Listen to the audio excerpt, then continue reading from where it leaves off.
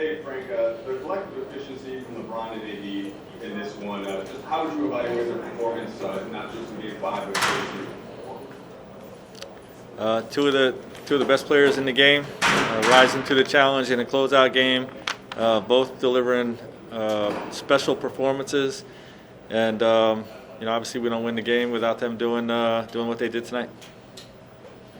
Frank, I know you'll have the likely almost a week or perhaps a little bit shorter, and you don't know who you're going to play yet in the next round. How would you just evaluate your defense and your team in general after these 5 games and the points where you think you need to sharpen up before your next matchup? Yeah, I was very impressed with how we committed to the defensive end the first 4 games.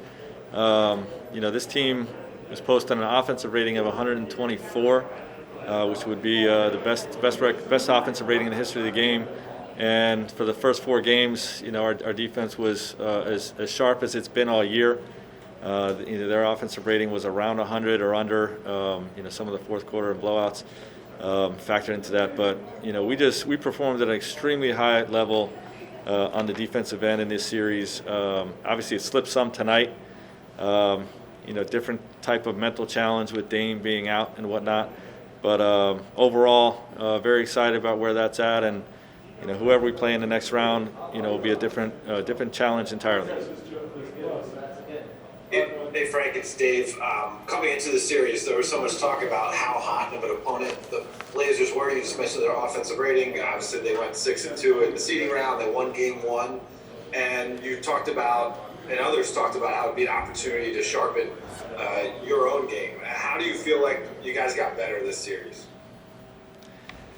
Well, it's tough to have a defensive plan where you have to double as much as we had to double in this series. So, there's a lot that goes into that, both corralling the man on the ball and committing and covering things on the backside. And, we prefer not to double when it's, when we don't have to.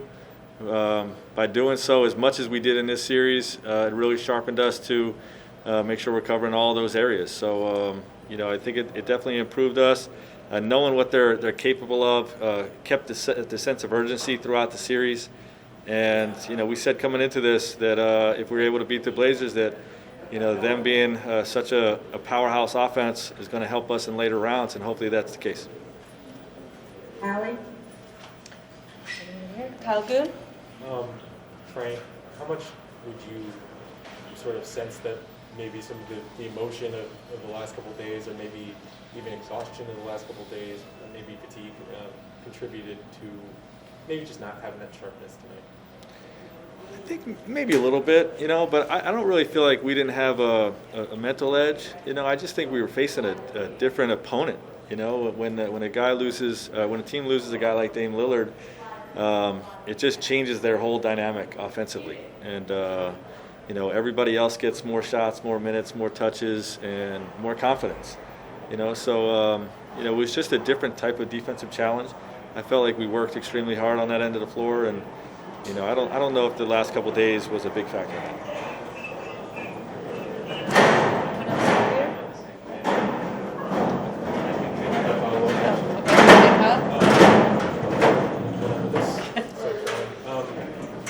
It's kind of been a theme, it seems like, in this series of LeBron getting AD going, so to speak, on offense. Did you see that tonight? I did see it in the second half. I know AD had a big first quarter. Didn't really get going in the second, and we wanted to get him going a little bit early in the third. And I thought Bron did a great job of that. But honestly, AD did a lot of it himself as well. He just both of those guys rose to the challenge. They elevated their play. And obviously AD having a huge, I think, 30-point second half, 31-point second half, something like that, was a factor of both. LeBron getting him involved, getting him going a little bit, and then AD just asserting himself. All right, Tanya? You relied on Alex and KCP for their defense on the series. What can you say about, I know that the first half of the defense struggled a little bit, but in the closing portion, what can you say about how They were exceptional. We don't win this series if those two guys don't play at the level that they played at on two of the best guards in the game, in Dame and CJ. And what I love about them is that they're both two-way players. They're contributing on both ends. Even though they're excelling on the defensive end, they're making plays offensively as well. And like I said, they were a huge part of this series victory. Do you think that when people were talking about the Blazers being a difficult matchup for the Lakers 300 years ago when that was happening, do you think that they took personally the idea that these guards were going to be that you guys didn't have a way to stop these guards? Those two guys? Yeah. Yeah, I think they took the challenge. They recognized the threat that this is a team that could beat us if we don't rise to the challenge on that end of the floor. And it's not just the two guards. And Terry Stotts is one of the most respected coaches in the game. I have the utmost respect for what he brings to the table and the way his teams play. And that was a heck of a basketball team that we were able to beat. But those two guys, like I said, when you have two little guards that are as explosive as CJ and Dame are, what you do on the ball, that's where it all starts. So those two guys rose to the challenge. All right, Tanisha, anyone on your end? Yes, Melissa? Thanks, Tanisha. Hey, Frank, how much do you think the mood in the bubble is going to change if players' families are allowed inside on the court? I'm sorry, the mood when the players what?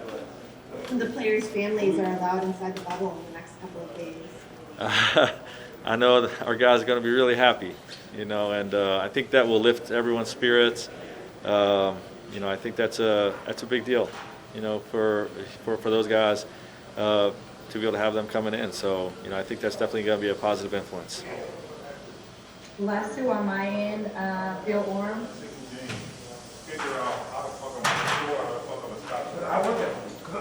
I want that. Bill? Okay, let's go to Andy Kamenetsky. Hey Frank, KCP tonight, I believe tied his season high for assists with 5. It's well above his averages for the season. Given how much playmaking responsibility is on LeBron typically, what does it do for you guys when it's not just other guys chipping in, but maybe a surprise contributor like KCP along those lines? Well, that's what we've been all year. We've been a different guy every night as the third guy type of team. And, we've really emphasized of late, when the ball swings, attacking closeouts and, having a mindset of attacking for layups and free throws. And if it's not there, then we advance it to the second side and play paint to great basketball. And I thought Danny and KCP, Alex, Kuz, even Dwight and JaVale, those guys all elevated that aspect of their game. And, you see some of the offensive numbers, over the last few games that was a result of that. So KCP, like you said, 5 assists and did an exceptional job on that side of the ball with regard to that. I'm going to try Bill one more time. Can you hear me, Frank? I can, Bill. Oh my gosh, that's incredible. Obviously families coming in will change the dynamic in the bubble a little bit, but I'm curious how you're looking at these next several days where you have, I think, a minimum of 5 days until you would potentially play again. And players have talked a lot about kind of the mental strength in the bubble. Families probably change that, but how are you approaching this layoff? I know we're off tomorrow, and beyond that, I'm not really sure yet. We'll huddle up with the coaching staff, make sure we're, like always, trying to strike the balance of, rest and being fresh and healthy with being in rhythm, in shape, and preparing for our opponent. So, we'll figure out when the next game is, and then we'll figure out what that schedule looks like.